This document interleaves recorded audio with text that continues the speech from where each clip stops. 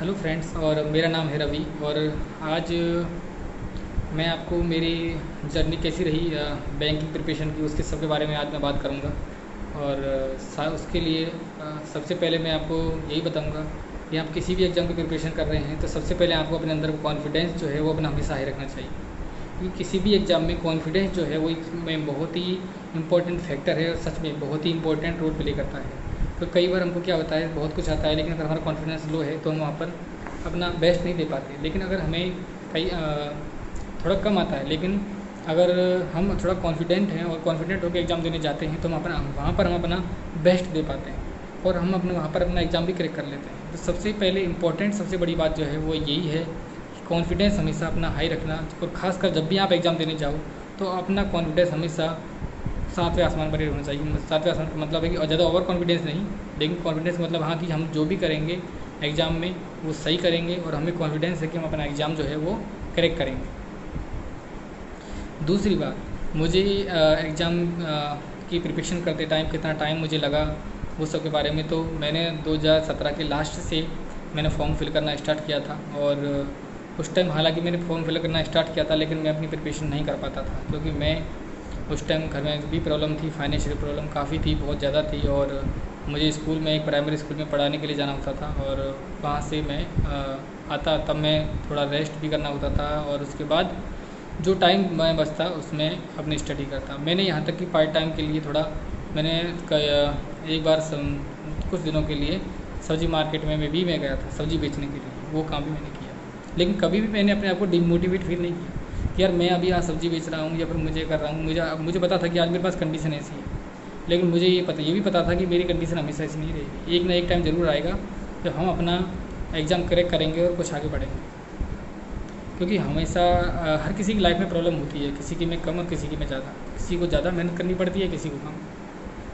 तो वही बात है। इसलिए आप कैसे, और ख़ासकर इसीलिए मेरा वीडियो बनाने का मेन पर्पज़ यही था कि कोई भी स्टूडेंट जो बहुत दूर गांव में रहता है या फिर सिटी में रहता है और उसके पास किसी भी तरह की कोई मतलब कमी इस तरह से है कि यार वो पीसी नहीं है मान लो उसके पास, और मान लो उसके पास कोई कोर्स नहीं है और कोई उसे सजेस्ट एडवाइस करने वाला नहीं है, तो कभी यार मैं आपको यही बोलूँगा, कभी आप ना हार मत मानो, हमेशा आप लोगों से मिलो।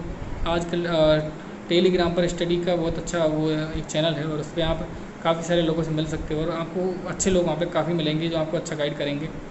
और मुझे भी इंग्लिश में एक मैडम थी रविका मैम, उन्होंने मेरे को इंग्लिश में गाइड किया था। और इंग्लिश में मतलब ग्रामर में मुझे इंग्लिश में कुछ नहीं आता था, सच बताऊँ तो बिल्कुल इतना मेरा जीरो था बिल्कुल इंग्लिश।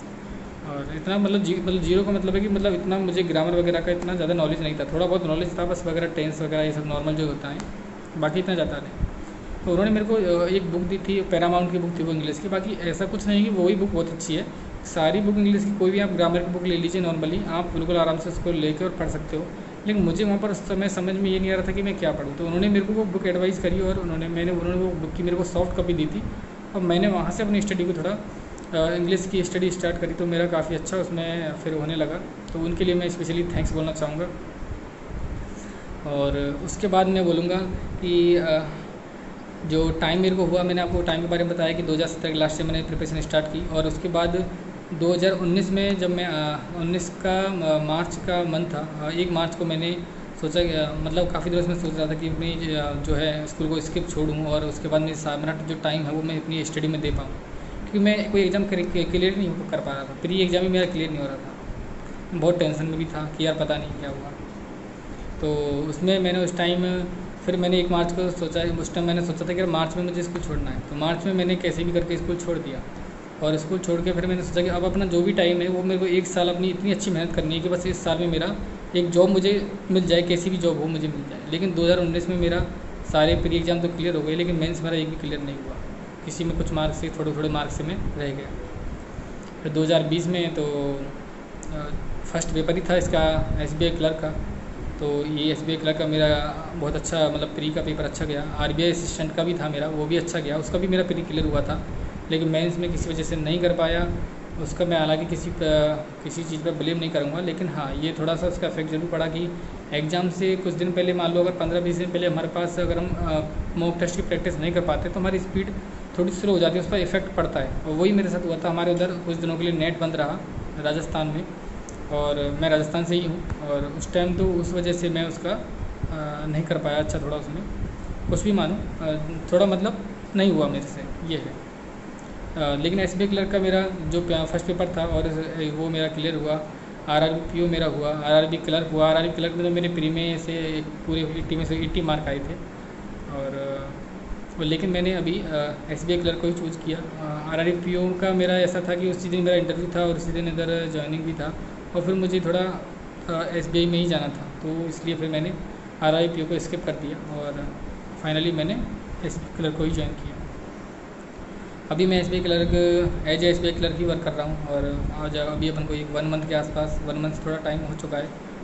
तो मैं यही बोलूँगा कि कभी भी आप कहीं भी रहो और कितनी भी आपके पास फैसिलिटी कम हो, तो अपने आप को डिमोटिवेट फील नहीं करना है। बस उसी में हमको थोड़ा उसको, हाँ, हमें ट्राई ज़रूर करते रहना है कि हमारे पास कम से कम एक PC ज़रूर आ पाए, क्योंकि PC पर जब हम एग्ज़ाम देते हैं या कोई मॉक टेस्ट देते हैं तो उसका एक अलग ही उसमें स्पीड आती है।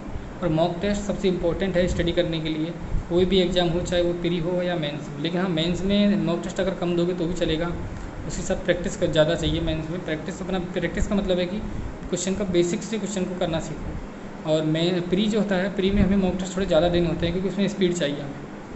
तो और उसके लिए आप कोई भी मॉक टेस्ट, मैंने इस प्रैक्टिस मॉक का मॉक टेस्ट लिए थे, और आप भी उनको ले सकते हैं। मेरे को अच्छे लगे, प्रैक्टिस मॉक के लिए थे और अड्डा 247 के लिए थे। 2 ही साइट के मैंने मॉक टेस्ट परचेज़ किए थे, और उन दोनों को मैंने फॉलो किया, और काफ़ी अच्छा मेरे को, सबसे अच्छा मेरे को मैं बोलूँगा प्रैक्टिस मॉक का टेस्ट काफ़ी अच्छा लगा मेरे को।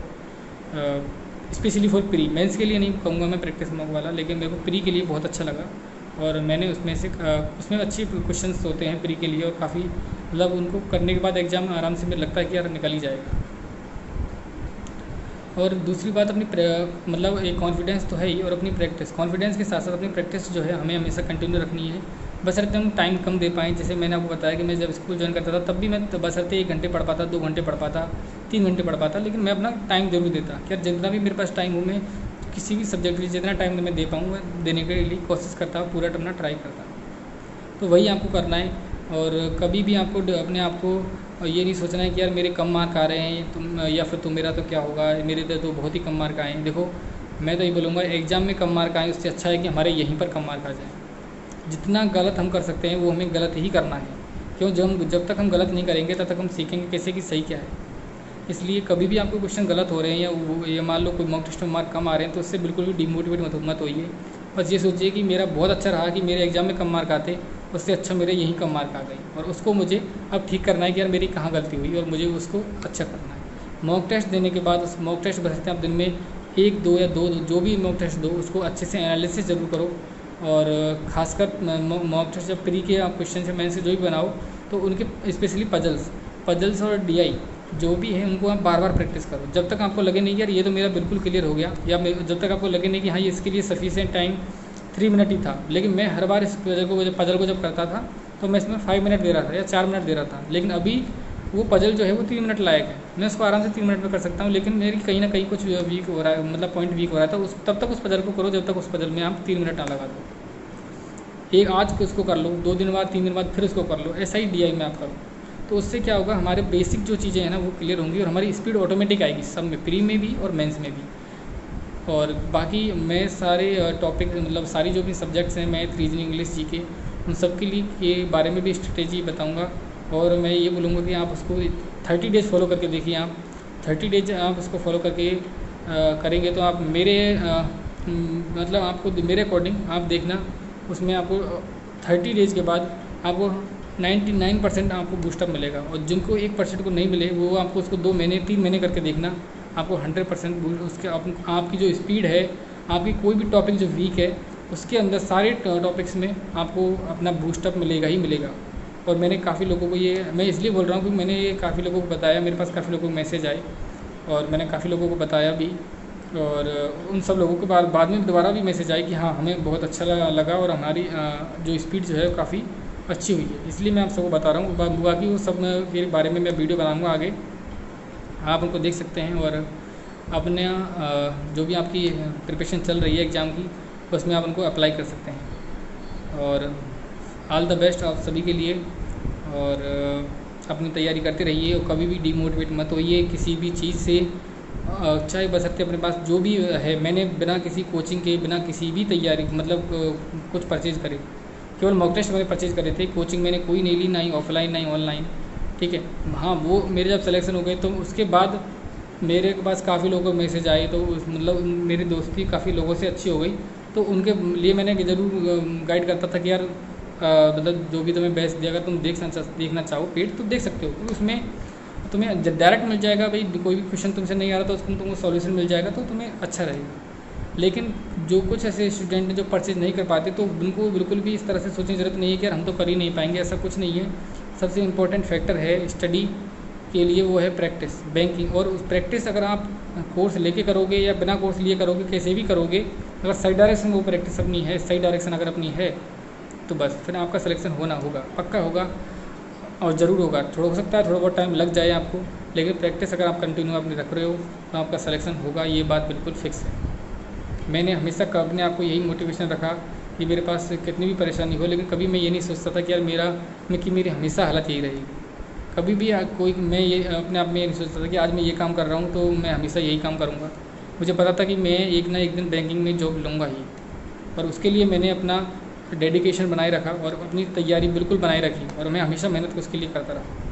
टाइम जो है, और दूसरी बात, हाँ ये सबसे इम्पोर्टेंट बात है कि कभी भी दूसरे से अपने आप को कंपेयर मत करो कि यार वो ऐसे पढ़ता है, उसका टाइम टेबल ये है, मैं तो ऐसे ही टाइम टेबल बनाऊंगा। ऐसा कोई ज़रूरी नहीं है। या फिर मान लो वो पजल बना रहा है तो वो अपना डाटा इस तरह से लिखता है, मान लो सर भी पढ़ा रहे हैं और सर अपना डाटा इस तरह से लिख रहे हैं, मुझे भी डाटा ऐसे ही लिखना है।